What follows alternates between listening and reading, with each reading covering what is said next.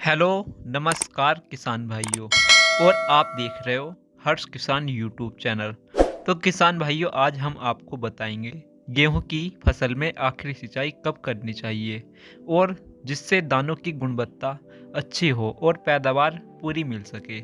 लगभग हमारे किसान जो हैं 50% गेहूं की पैदावार आखिरी समय में कम कर लेते हैं। यह लगभग हर बार यह समस्या देखने को मिल जाती है, जो गेहूं की फसल में आखिरी सिंचाई के कारण सही समय पर सिंचाई का ना करना, सही रूप में सावधानियां का ध्यान में ना रखते हुए और सही ढंग से पानी को ना लगाना।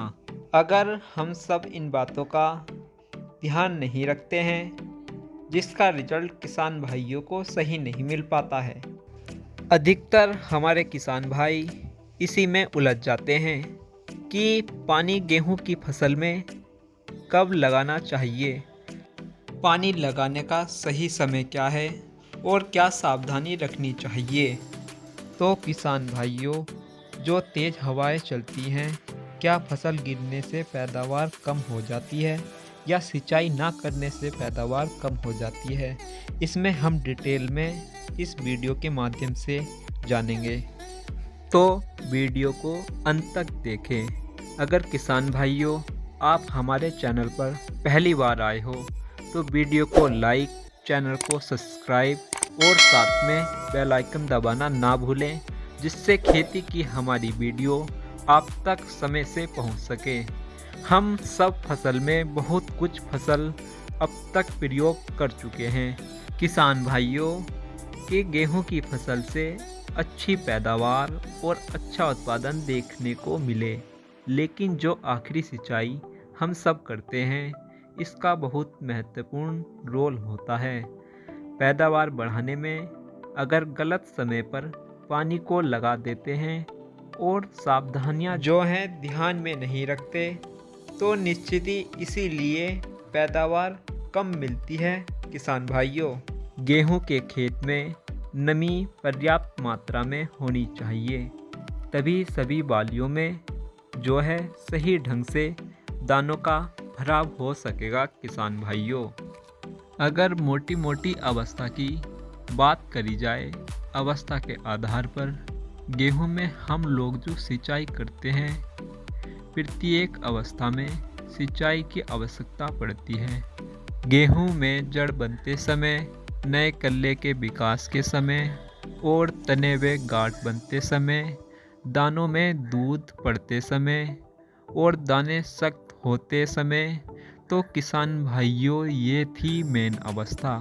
और अब हम आपको बताएंगे डिटेल में। पहला नंबर, आप बालियों को देखेंगे, दानों में दूध भरने की प्रक्रिया चल रही है। आप इस गेहूं की बाल को पकड़कर चेक करें। बाल के बीच वाले जो हिस्सा है या गाठी है, जो दाने हैं, और दाने वाले ढांचे को दबाने से आपको मालूम पड़ जाएगा क्या प्रोसेस चल रहा है।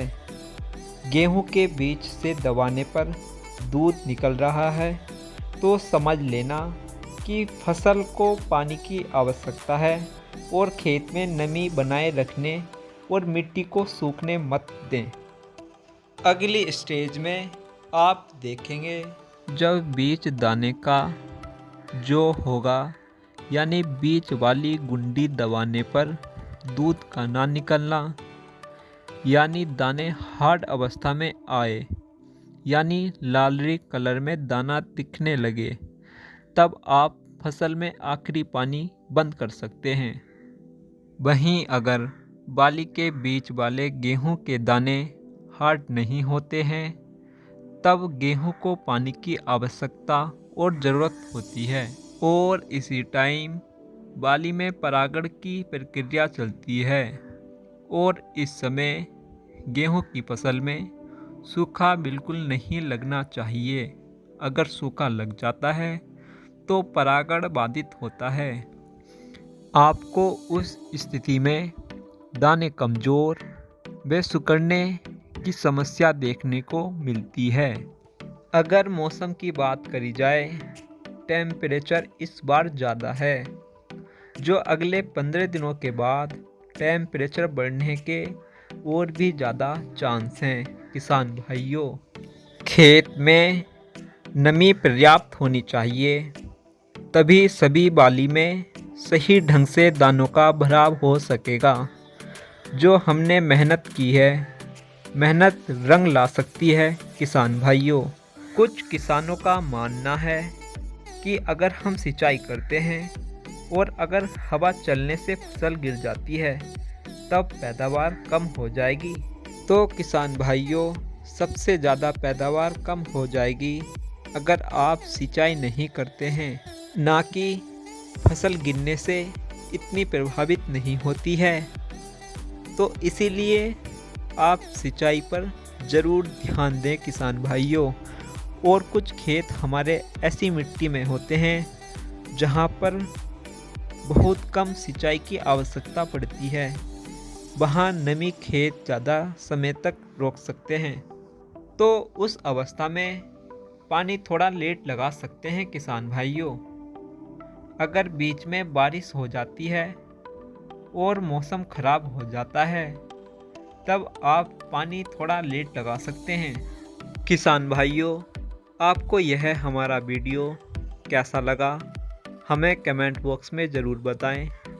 और किसान भाइयों, इसी से हम अपनी वीडियो को समाप्त करते हैं। नमस्कार किसान भाइयों।